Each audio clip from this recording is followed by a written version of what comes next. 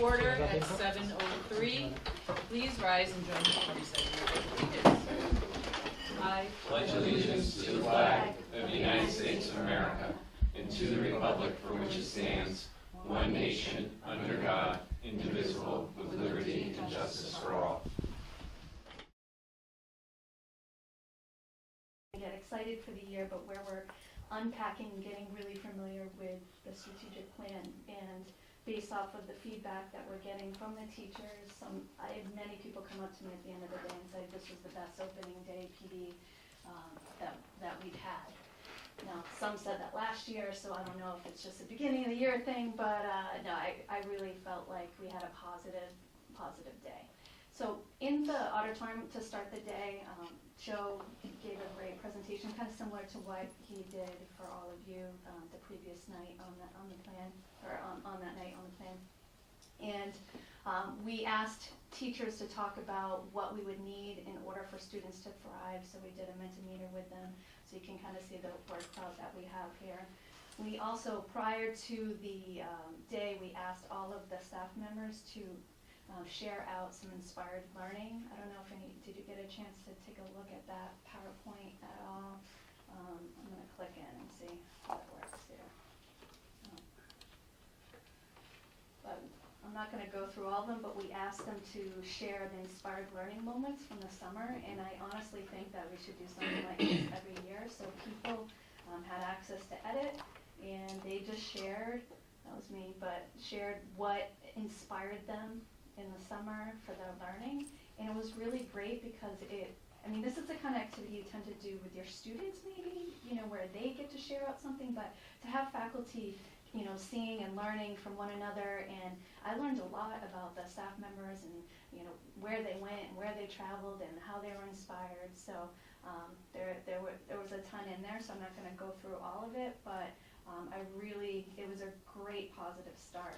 I think we had about probably at least 90% of our staff participate in that, which was pretty incredible. I think it speaks to the word connect. You connected Right. on something that was personal to them. Yeah, very much so. It was great, and they loved doing it. Sort of threw it out there, like, all right, who's going to do it? And they did fantastic. Lots of energy put into it. Yeah. Looked the graphics. Awesome. It was fun. So on the day, basically, we put them into groups, and we had a movie theme, but in that movie theme, we rotated them to different groups or challenges or tasks they had to do. And the number one highlight, of course, was the fact that they had the opportunity to listen to students and receive student feedback.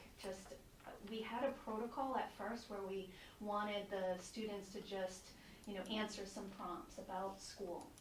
We quickly threw away the protocol because we realized we didn't need it. The students were amazing, and they just answered questions of the staff. They just contributed and talked about that. Everyone, I popped in and out, but they talked a lot about advice on group projects and what it's like when you're put into different groups, and advice to teachers like, well, do you like it when I do this? And they were giving advice and about how to give agency in reading or opportunities to present, how they didn't like it at first, but it's good they're forced to do that. And they just, what was nice is we do this a fair amount. We've done it at the high school with the Food for Thought last year, so I've been to a number of those. But what was great, you had the pre-K to 12 staff.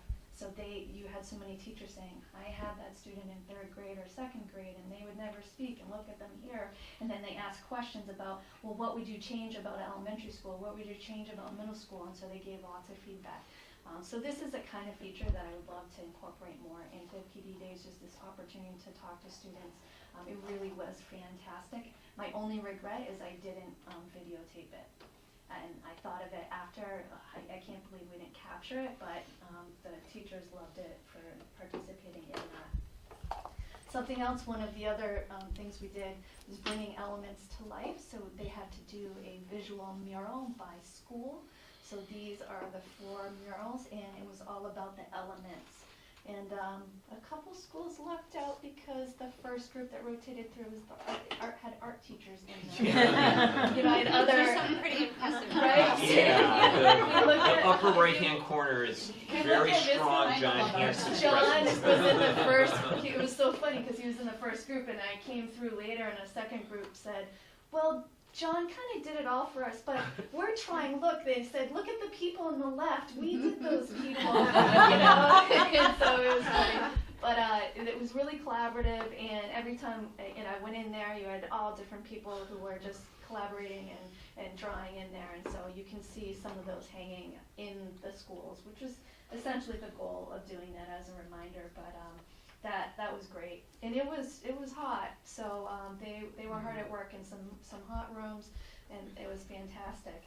Now I'm not going to play all of these, but I wanted to give you a sense because you can watch them after. But one of the tasks that we added in was they had to kind of pick something of the plan and bring it to life just in a creative medley. So it could be doing a commercial, no one chose a commercial, or you could do carpool karaoke and pick a song, but maybe change the lyrics of the song to match with what it means for you for the whole strategic plan, or inspire.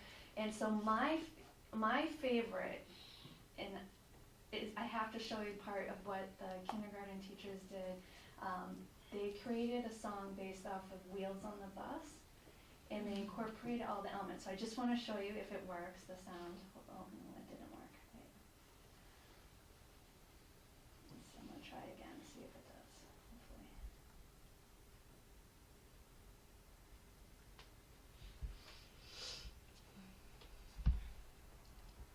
A global citizen goes all around, all around, all around. A global citizen goes all around the world. A solution seeker solves our problems, solves our problems, solves our problems. A solution seeker solves our problems all day long. A skillful collaborator is flexible, flexible, flexible. A skillful collaborator is flexible in a lot of ways. So I'm going to stop it there. But what? That one on the left too is But good. yeah, and so what was great, and they came running down. They said, "You have to see it. You have to see it." We're so excited, and what they said, we want it to be something that we can use in the classroom with the students to teach them about the plan. What better? Because that was a piece of all of this is we want to get to be familiar with it, but then how do you start to apply it, and how do you start to bring it into our conversations? So I thought that was fantastic. How long did they have to do that? So they really didn't have a lot of time. Wow. Because Very I threw them in, impressed. they were in 20 groups of 20, and then they would go off into smaller groups. Some you can see in the bottom, they just did it all as one. But they had less than a half an hour, Wow. and so they just had to agree, pick something, and go for it. This one, Dennis thinks that we should show this. They're really proud of this one too, from the high school, so we'll see if we can get that to play. It's 52 seconds.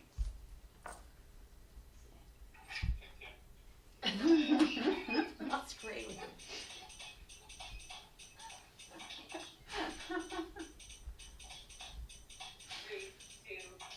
In West End, inspired and taught. In the classroom, where I make most of my thought. Sweat now, match with them, never left too cool. Ribbons on support night outside the school. With a couple of educators who want to inspire. Reimagine education, situation with fire. God, Lord, down, shout, distinction. Agency, innovation, collaboration, innovation.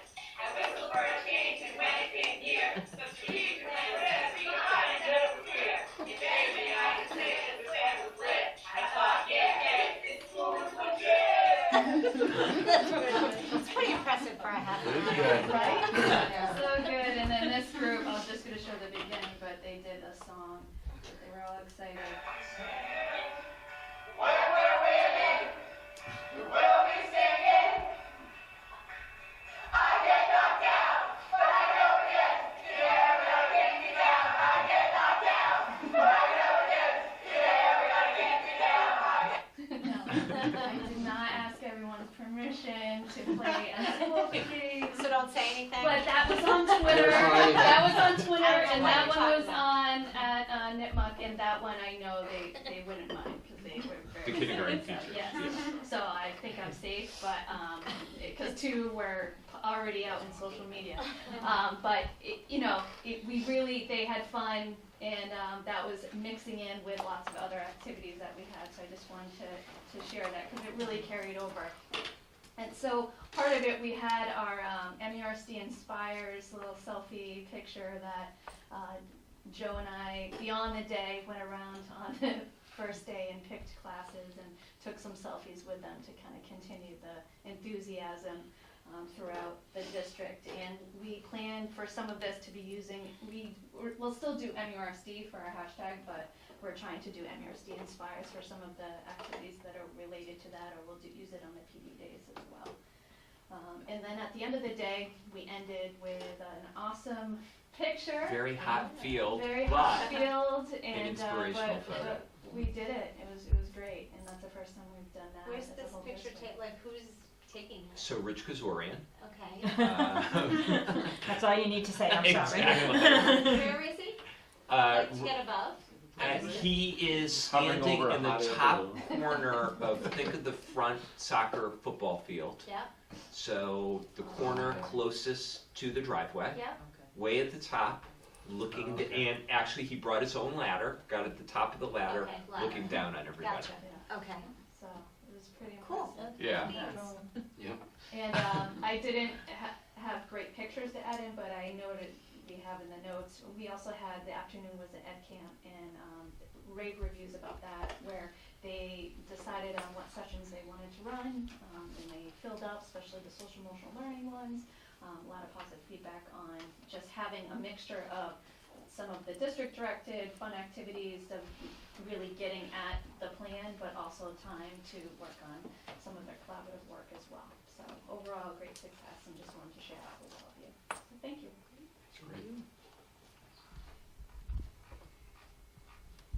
All right, next up, we have subcommittee updates, and I don't think we have updates. No, we don't. proper, I just, but as I we said in the set background dates. notes, we could do this vis-a-vis email, or we could do this live right now. I just put that two subcommittees were kind of due for a meeting, one being policy. I believe Lauren sent out to the members of the policy subcommittee just some, forwarded some information from MASC where there's about 4 policies that we need to update because of the passage of the Pregnancy Fairness Act. So that needs some updating. Plus, I believe a policy related to new ESSA requirements for children of military families and children in foster care. So probably one meeting would be able to handle all that. And then we're coming upon the time of my annual evaluation. So probably sometime after September 26th, we should make a date for a meeting of that subcommittee to bring forward the end of cycle review. Okay? Okay.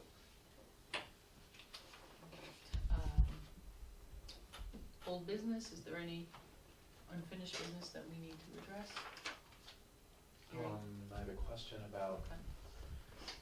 about the capital planning subcommittee. Where's the timeline for that? I forgot at this point.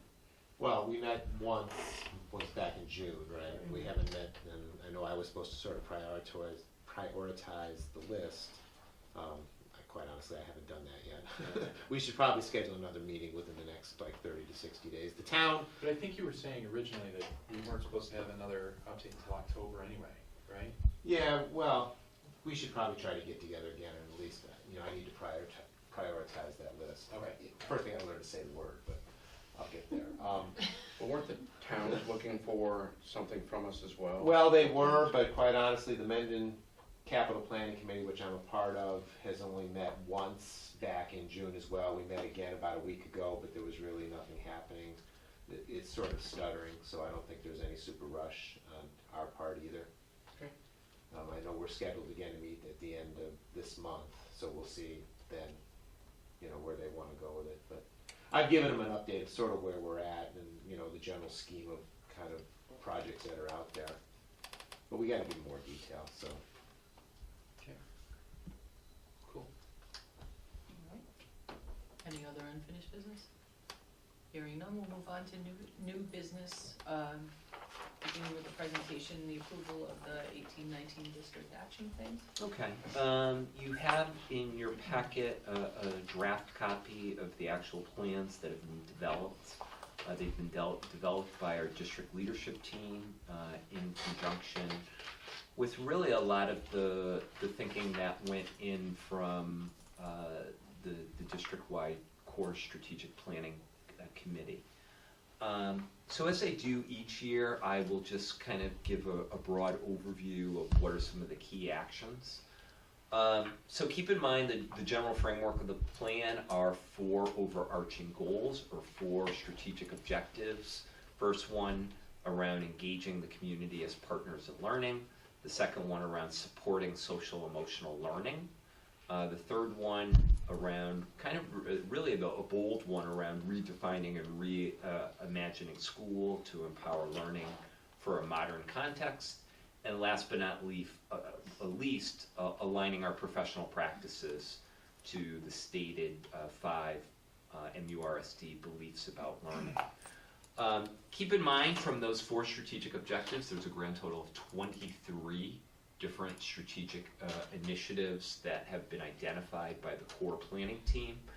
We have chosen, probably ambitiously, to kind of focus our efforts of these action plans around 8 of the 23. 8 of them come from 3. They don't come from all 4 of the strategic objectives. Why did we choose them? We chose them because the feedback that they got was these really are our high priority areas. Plus, a lot of them represent ongoing work that is happening anyway within the district, particularly the pieces around social emotional learning. It's the viewpoint of the leadership team that these actions really represent high leverage steps in moving us towards the vision and achieving our district's mission.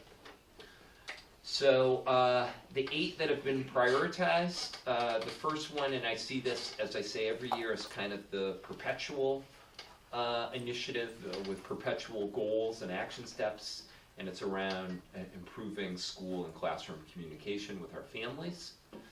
And some of the key actions, first and foremost, is actively promoting and communicating to all of our stakeholders our new strategic plan and what it's about and what the vision is.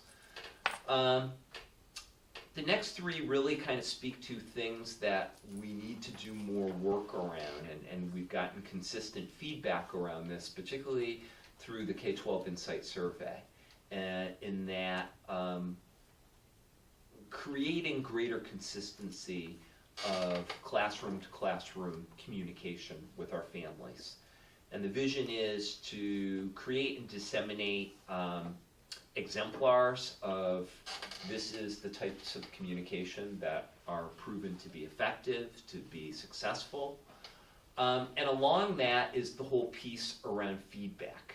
Feedback to students, and then feedback what you're communicating to their family about how students are progressing.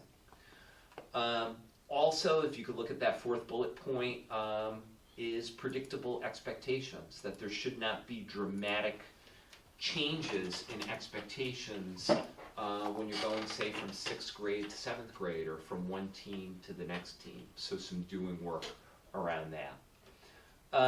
The last 2 plans kind of speak to some of the things that we've done digitally. I believe we're in year 3 of something that Dave has spearheaded, the hashtag MURSD lead series with an author, pretty acclaimed author. We kicked it off, I believe it was last Thursday night, Mo, with Zhang Zhao, who probably, Diane, you remember, he was one of our keynote speakers at the joint conference a couple years ago. So continuing that, and then also we're looking at doing both in-person and online forums using the application Zoom to engage parents in specific topics around modern learning and student agency and so on. So we're pretty excited around those pieces. Second one, the next two directly speak to social emotional learning, and the first one is providing tiered SEL supports and interventions. And a lot of this is going to start very strong at our 2 elementary schools and establishing school-based SEL committees that are really looking to establish a PBIS or positive behavior interventions and support systems starting at both of our elementary schools.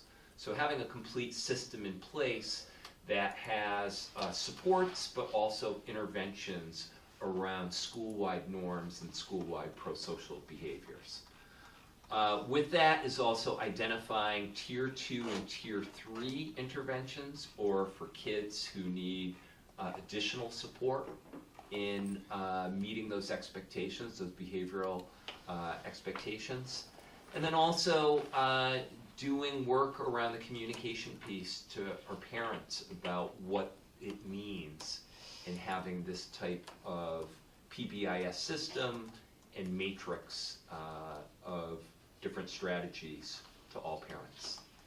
And that last bullet point, we are, this is a year coming up in the winter for yet another administration. I think it'll be now our 4th administration of the Metro West Adolescent Health Survey.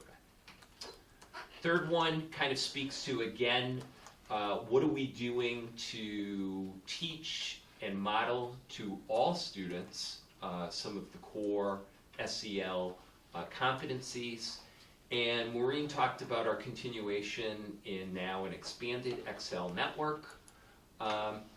We are planning on doing not only book studies for our professional staff, SEL in the classroom, but also for our parents who may be interested, SEL in the home, to kind of carry over some of those lessons. One of the starting points for our staff is to take a self-assessment survey on types of SEL strategies they're using with their kids already, and using that as a foundation point to plan our professional development.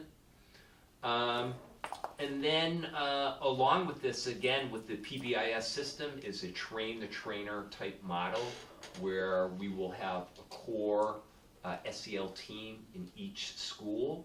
Again, starting at the elementary level, a core team of 6 to train their grade level counterparts. And then again, one of the key themes of our PD and key themes of our staff meetings throughout the entire year will be focused on best practices regarding SEL. Our 4th strategic initiative that I think is of critical importance is planning for safety, crisis, and resiliency. And a lot of this really is very pragmatic, very tangible stuff that's necessary with regard to safety planning for all 4 schools. As you probably know, over the last couple of years, we've used an application known as CopSync, which is a real-time communication tool that can go on all of our laptops or any mobile device for direct one-on-one communication with dispatch and all the cruisers in either Mendon or Upton. CopSync has been sold to a new company called Enforce 911, which has completely tweaked the application, so therefore we need to reload it and do some new training. We're really excited that we now have this full-time school resource officer in Mendon. So far, he's been super active. He's been a very visible presence, and we're in the process right now of coordinating things in, I would say, in a much more efficacious manner between 2 police departments, and particularly training to have an active shooter response drill, which will be consistent in all 4 of our buildings. I think we touched upon very briefly evaluating and, if necessary, replace current security cameras at each school. Over the last 2 weeks, we've done that at Nipmuc Regional. I would invite you, if you're at Nipmuc, it's pretty impressive. We now have a system in place. When you walk in, you'll see a very, very large plasma screen monitor. We have a grand total of 92 HD cameras in strategic locations, both in the exterior of the building, but also now interior. Long overdue. We have the greatest needs at the high school. We're now assessing the needs at each of our schools, and if you recall, part of the $80 million Baker-Polito plan is for security upgrades. So we will aggressively go after those funds to have some comparable upgrades at our other schools as well. Part of this also kind of speaks to review and revise existing crisis plans at each of our schools, something that we do on an annual basis anyway, but really working a little more actively with our police departments to update them. And then last but not least, something that we're piloting at Clough Elementary School this school year, and out of very much the generosity of the Clough PTO, is a new system for entry and supervision of visitors. It's a great system. It's completely digitized, where if a visitor comes into the building, their license is scanned. It creates a database, which also goes to cross-reference with a national database, and also creates a badge for the visitor. It's been used for at least the past couple of years in the Milford Public Schools. So we're piloting it at Clough. We're going to see how it works, and then potentially upgrade it throughout the district. So how does that work, Joe? Like, they come in, they're buzzed in. Can you explain like the process? So the way it would work is right now, they come in, they sign a log, and they're given a visitor badge, okay? This would be, they come to almost like a little kiosk with an iPad, and there's a scanner on it. It scans their license from their photo and their information on their license. It creates a nameplate, but then it also creates an internal database for Clough of who exactly has entered the building, time of entry, and then it also has a feature that, say the person was on a national database for criminal behavior, or somebody who would be excluded from being able to go into a school and work with children and so on. It also would pop up on the administrator's application. So this is something that like Julia would be doing? Exactly. Okay. Yeah. That's very, it sounds like that's very consistent with like all of big office buildings, Mhm. you know. It's basically modernizing a very analog system that we have in place, and I'm still learning more about it, but I think at the Clough PTO level, there was a very passionate discussion about it. So at least our startup costs at Clough Elementary School are generously being taken care of by the Clough PTO. We're going to assess it on a pilot basis and look to potentially expand it to district-wide. Okay? So if they don't have a license? Then state ID they or? would use some other form of ID, yeah. Okay. Then Strategic Initiative 5, redesigning use of space and time in learning environments. This is kind of speaking to, are we getting away from very traditional desks and rows and very traditional instruction? And how do the actual physical arrangements or aesthetics affect how kids process and how kids truly learn?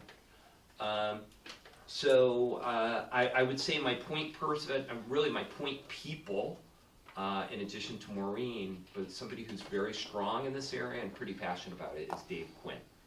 And he's actually done a lot of research on a structure known as ALCs, or active learning classrooms, which kind of speaks to the type of furniture that you use, the specific grouping, the type of technology, and so on, that really promotes deeper engagement. So we want to do some work in PD area with that. We also want to look at visiting classrooms internally, but also outside of our district that are having some success in rethinking things. And then last but not least, what we talked about earlier in the meeting of looking at potential alternative structures to traditional snow days. Then the sixth strategic initiative, something that we're really excited about, and I think some great work has happened already, is developing interdisciplinary and project-based experiences. And you know, we had over the opportunity this summer, we had, I believe it was 21 different educators come for a project-based learning 101 workshop sponsored by the Buck Institute.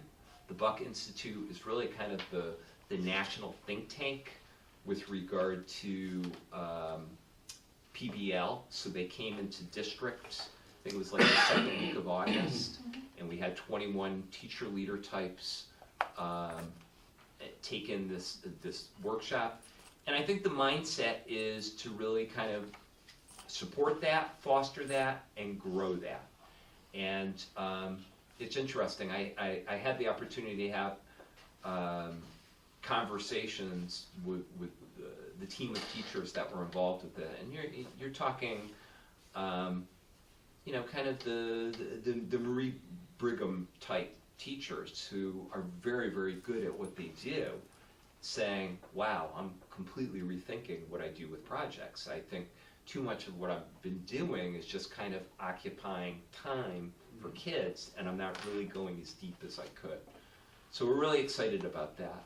Another piece about this that we really need to start working on, and I think we're going to kind of start at the high school and then kind of plan backwards, is this whole piece around the Portrait of a Graduate competencies and establishing benchmarks, rubrics, and assessments that align with how well our kids are meeting those proficiencies. So that this clearly is a multiple year project, but I think it's directly tied to the work that we're doing with project-based learning. Something that I know our leadership team is very excited about is to kind of think about this spring hosting some type of exhibition for learning. So kids that have really excelled with project-based learning or with makerspace or something along that lines have an opportunity to publicly display their work and to talk about it. Strategic Initiative 7, again, and you'll be seeing a lot more with this coming up, I believe in October, is really kind of finalizing the work that started last spring with our homework committee.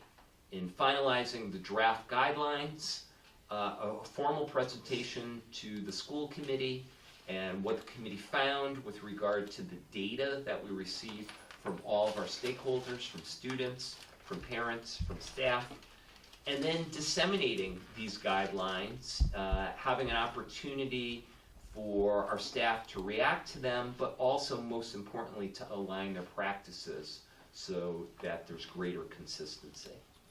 And then at year end, surveying our kids, surveying our staff on the impact of those guidelines.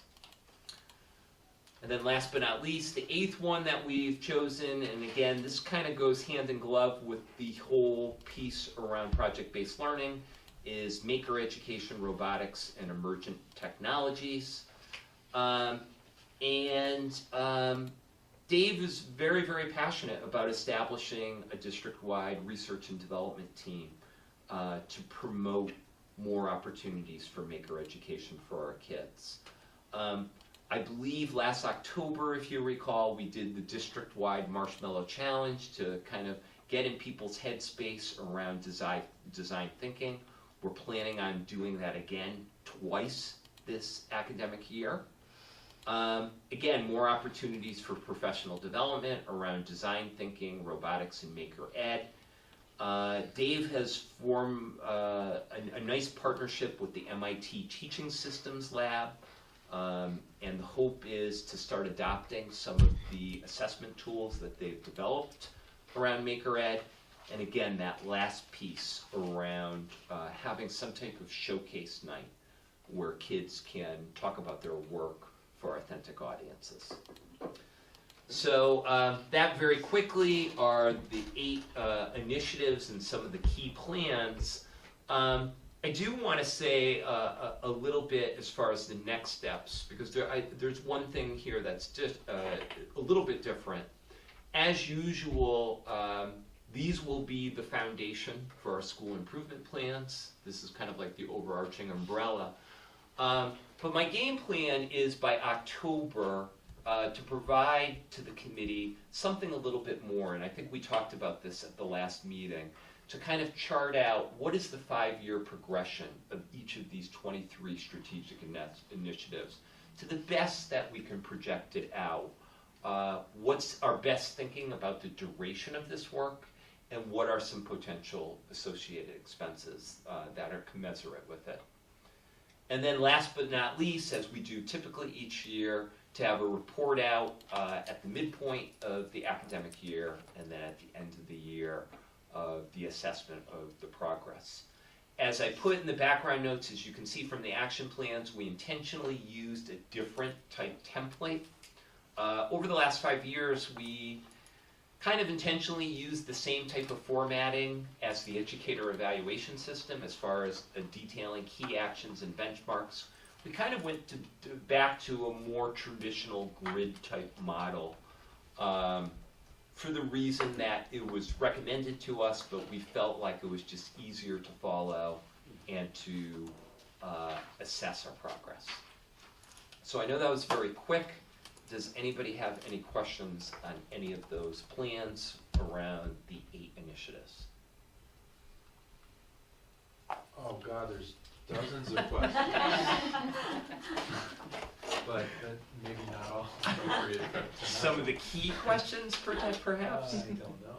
It's like I think that for the last, first of all of them look fantastic. Mm-hmm. For the last few, it seems to me you have to that idea of having the forum night is critical. Mm-hmm. Again, for the reason of communication that we discussed in the last meeting. But just keeping everybody informed out there about what we're trying to accomplish and everything. We also mentioned in one of the strategy meetings that when we have robotics and emerging technologies written as the title, it would be so cool to be able to engage with the community where they have expertise. And I know there's people working for robotics companies and software companies out there. Mm-hmm.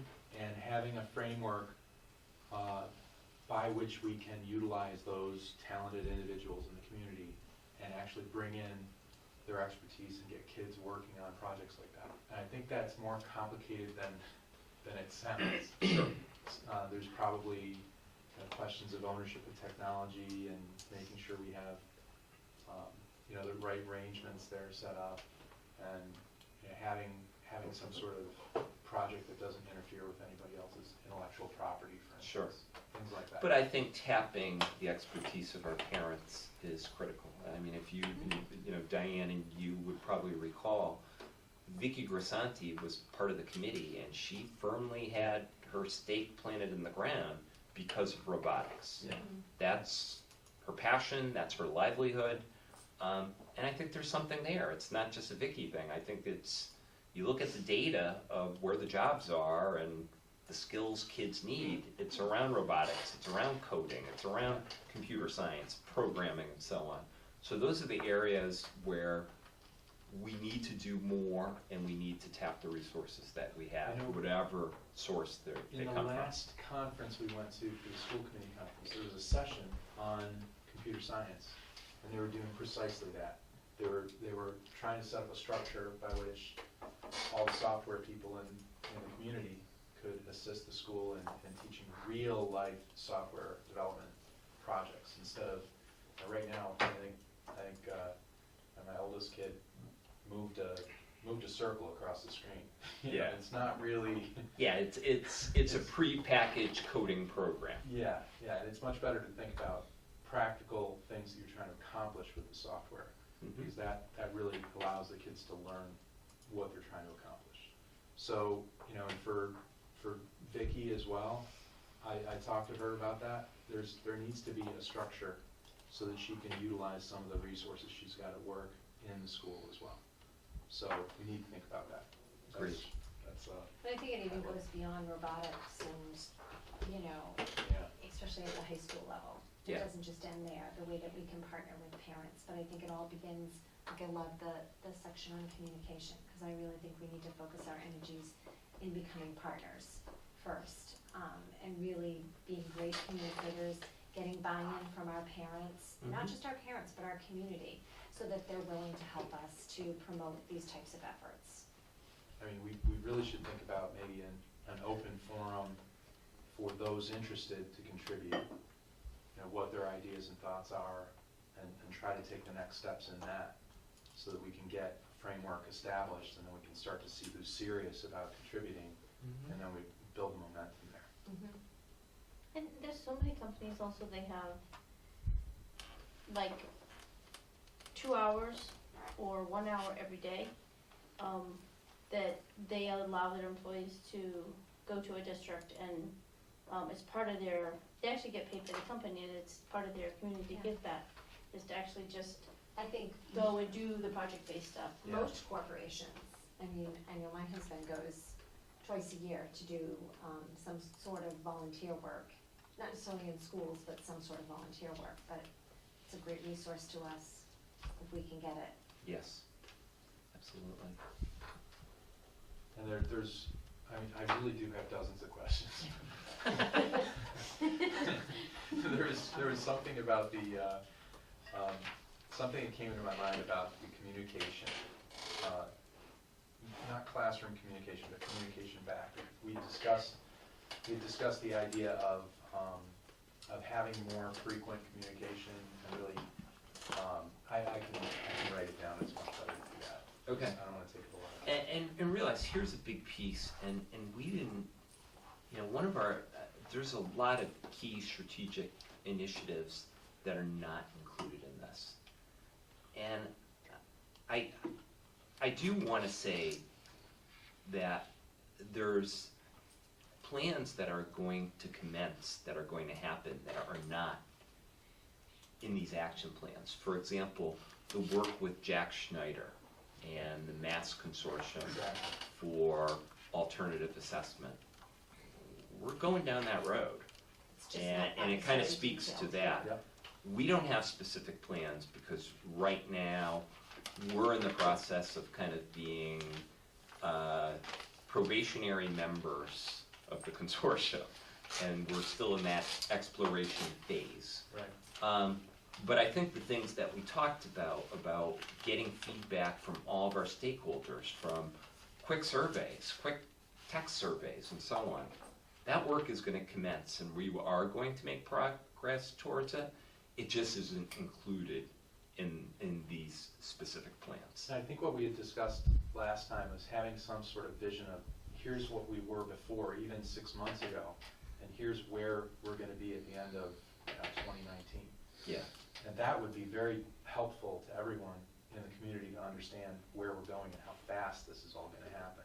Mhm. And it's not disruptive fast, but And I think that a part of it is about being really thoughtful about the way that we are going to roll out this plan. You know, Maureen and I were having a conversation this morning, and one of the things that we did on our professional development day is we produced, in my humble opinion, a really high quality video that's 9 minutes and 52 seconds long. Diane was filmed for it. Have you seen the final edit? I haven't. Okay. I think you're really going to be pleased with this, and we should probably show it for our next meeting. She said, do you want me to show it at tonight's meeting? I'm like, it's 10 Because we minutes did long. show it, it was part of that, when Yeah. we brought everyone in the auditorium, we did show it You did after show he it. spoke. And so I said in review of the day, but we knew we had a lot on the agenda too, so we thought maybe we could focus in another meeting. So we have a lot of different media in order to roll this out.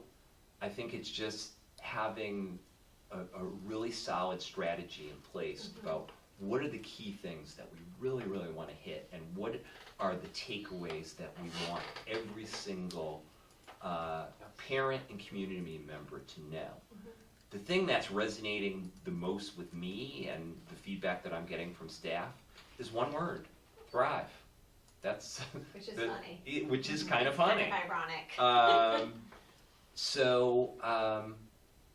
So yeah, your point is well taken. I do think the communication piece, big C, little c, is the thread that runs through all of it. Yeah, I mean, when I look at all of the different strategic initiatives, I know that that's just big picture stuff, and I know that when school improvement plans come our way, you're gonna start to see exactly how it's gonna manifest itself. It's more granular. And it's far more granular. So Yeah. like when you just brought up the topic of surveys and kind of that ongoing feedback loop, like, I'm thrilled to hear that, because that's not here, but it will be in the ultimate plan, Mhm. so. I mean, this is fun because it actually, the rubber's starting to hit the road. You know, it's starting to make sense what the strategy is. As we discussed, the strategy is a lot of platitudes, but when you actually see the things take place and Mhm. see what has Exciting. changed, people start to understand, so.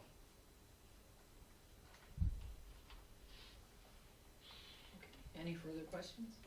No, I'll shut up.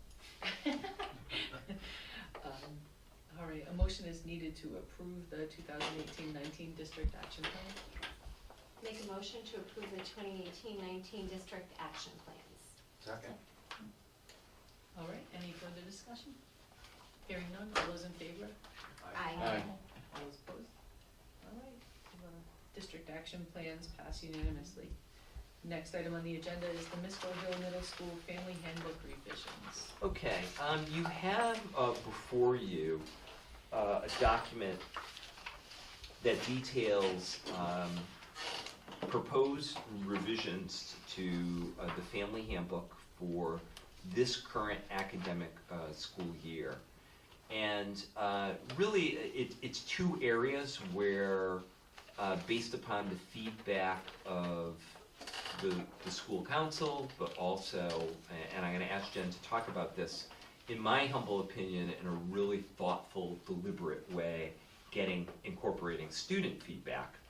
Some proposed changes in the dress code portion, and then the controlled substance portion. And correct me if I'm wrong, Jen, that's just to kind of make it a lot more commensurate with policies at the high school. Mhm. So maybe if you could talk about each of those in a little bit of detail, Sure. and kind of the mindset behind Yes. each. I'm excited to talk about both of these because I think that they are illustrative of what we know and love about the middle school brain, in particular. So the first one, the dress code revision, actually started last fall. I had two separate groups of female students contact me from Nipmuc to ask if they could meet with me, which was awesome outreach and connection. And primarily they wanted to talk about dress code and how, what the strengths and what the areas for revision were in their perception. So good conversation with those two groups, and then similar conversation with student groups from Misco who came forward voluntarily, just new principal wanting to come and share their thinking. And we had survey data from the feedback survey as well. So we timed it to start to look at the change around spring because we knew then that was when it was going to become important to the students, because that was when the warm weather would come and these things would really kind of become part of the day-to-day experience. So we started out with inviting the 8th graders to the auditorium, 8 female students. Mr. Marshall took the boys to the cafeteria. And 7th grade, so we did them separately, 8th grade separately, 2 different assemblies. And talked to the students initially around what was the purpose and intention of school. Why are we here? So they established purpose, and then we talked about my responsibilities to help create and sustain an environment that would align with that purpose. And then we talked a little bit about the fact that it was spring and dress code issues had been brought forth, and this was an opportunity for them to have some voice and choice in MISCO. We started in the springtime using the essential question, who are we at MISCO, as we start to work to build climate and culture moving forward. So we were using that question with kids and with adults. So students had an opportunity to share their opinions on who we are, why we're here, and then we talked about if that is our purpose and who we are, then what should that look like.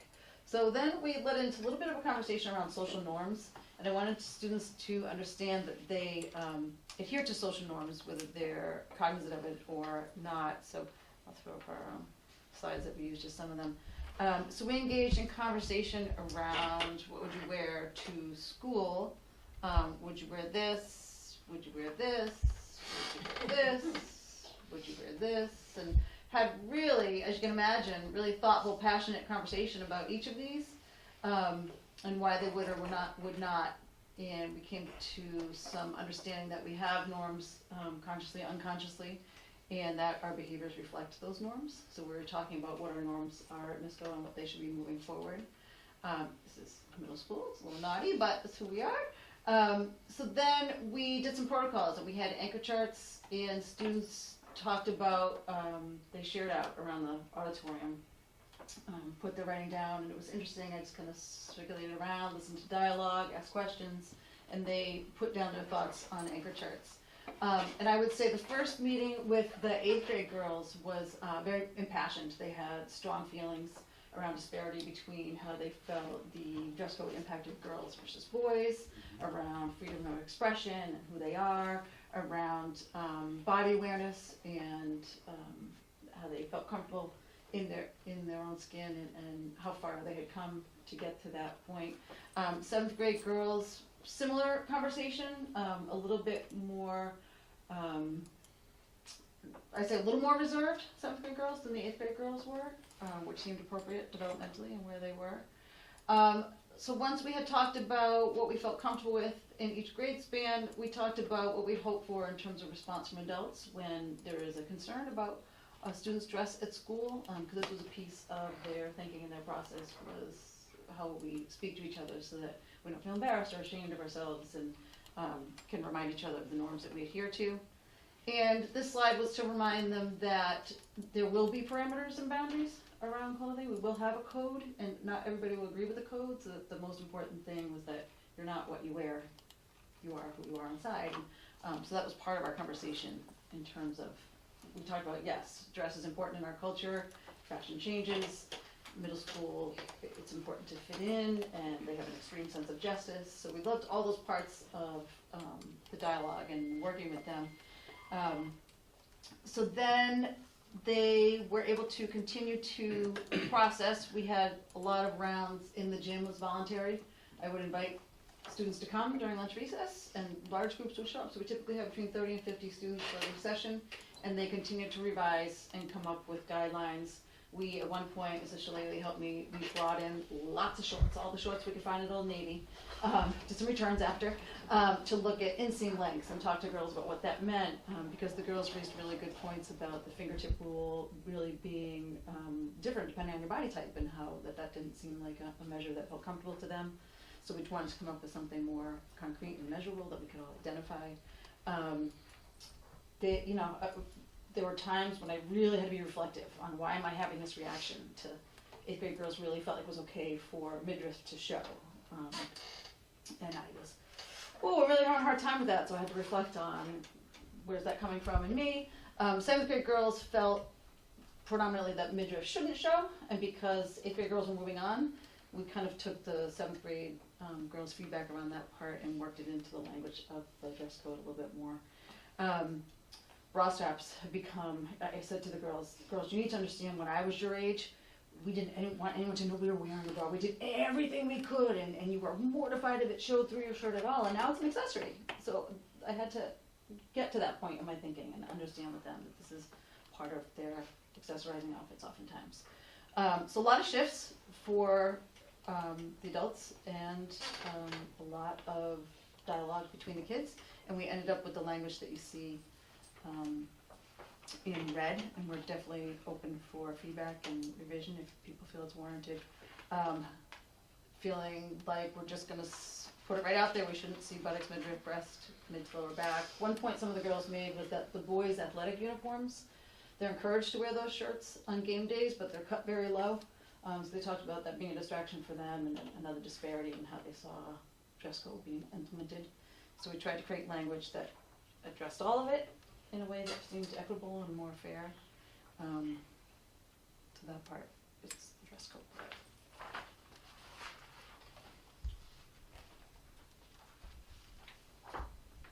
Let me go on to the next section. Yeah, why don't you Okay, talk about, great. the The next whole section, controlled substances? we, Mr. Marshall and I looked at this handbook a lot last year in terms of processing with students, and what we had, I think, was exactly what the high school had. And we felt developmentally, knowing the middle school brain is wired for high tolerance for risk, low impulse control, and some of these said 10-day suspension was the consequence, and we felt like we wanted to have a little bit of ability to apply some discretionary discipline, looking at lots of variables, looking at the whole child, looking at what had come before, what their discipline record looked like. We have awesome parents who partner with us to make these things learning experiences for kids, and wanted to really be able to capitalize on that. So we tried to revise the language so that it contains language like up to or may result in, rather than saying it's going to be a 10-day suspension.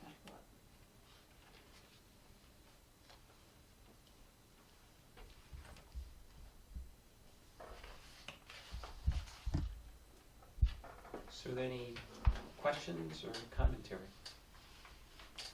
So in the first one, what do the students think about the new language? I The- imagine you floated all this language by them. Probably. They weren't happy with where it ended up in June. It was a little more drafty than this. It was still on anchor chart, but I talked to them. We had an all-school assembly Friday afternoon last week, and 7th and 8th, 5th and 6th were filing out, so I had 7th and 8th to myself for a few minutes and just talked to them about, we said in that all-school assembly, I'd like you to go through this year with the lens of who are we and what would make MISCO more awesome, and think about it in terms of project-based learning. So I said, really, a lot of you have already had this experience. You were able to implement some change, so I want you to, so kids have been going in, I was cautiously telling them where they could access it, because we hadn't had it really approved here, but we had put it up on the website, so I said, go view it, give me your feedback, and I think they're excited. It reflects what they produced. Do you think they feel that it's also reflective in a more equal way between the two sexes? I believe so, but I think we'll see it in action. I think the feedback, I think, when it comes to fruition and they see it, Because I know in the last, treatment I is think in the different. current view of what that language is, there's a view towards, the majority of that language is all written towards girls Right. versus maybe 1 or 2 items towards boys. Yes, and that was, we had to get through that initial piece. Well, that was Yeah. a big piece when we first started talking, was they had a lot of anger around that, and they needed to purge all that, and there was a lot of dialogue, and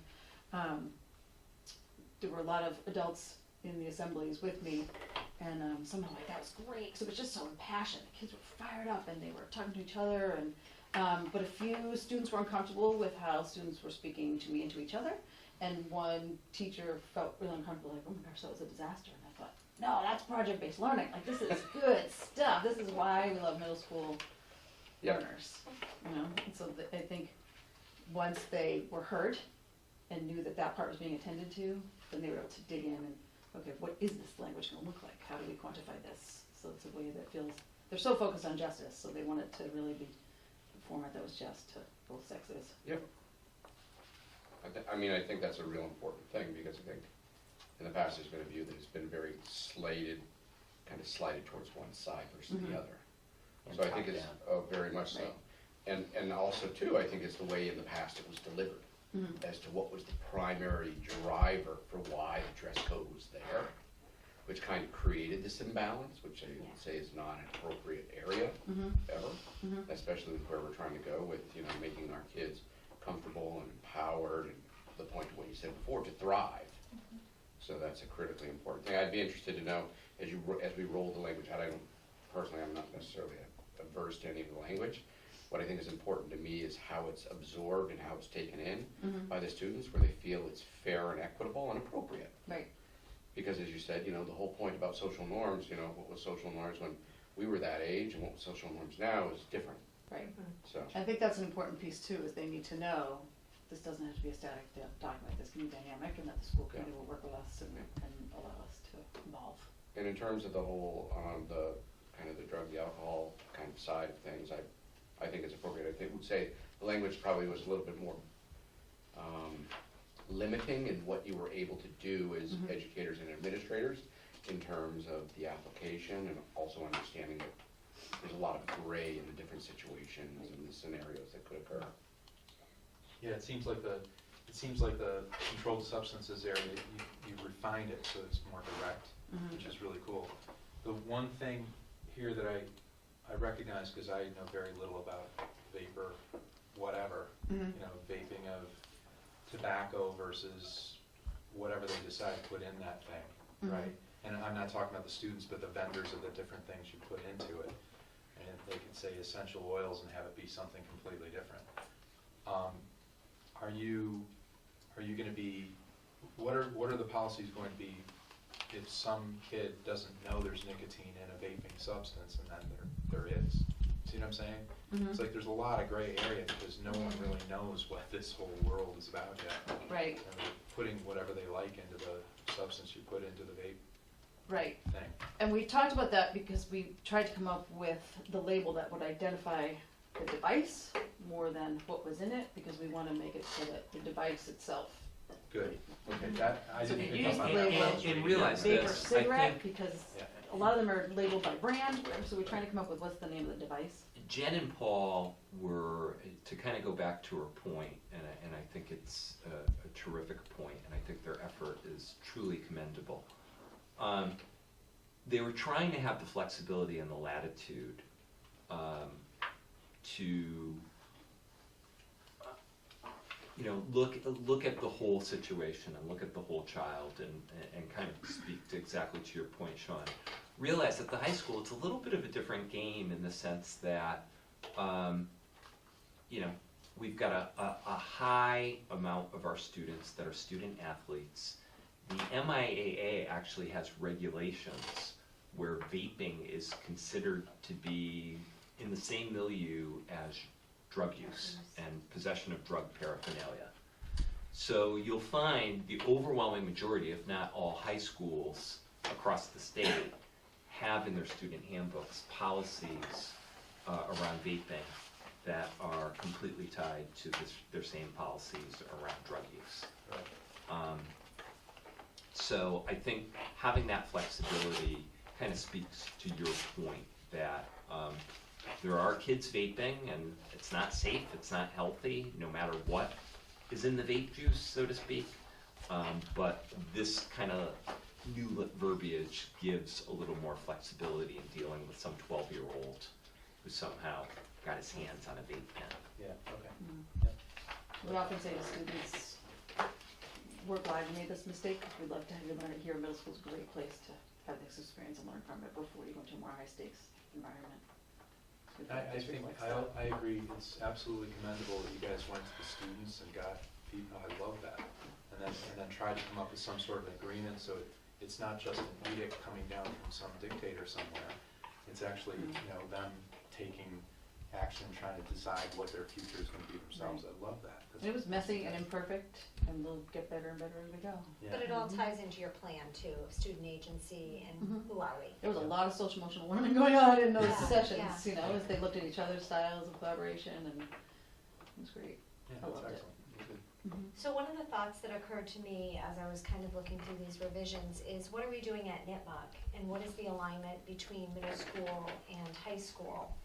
Because I've heard a lot of talk about, okay, well, it's super, super strict here at MISCO based on the prior verbiage, which it was.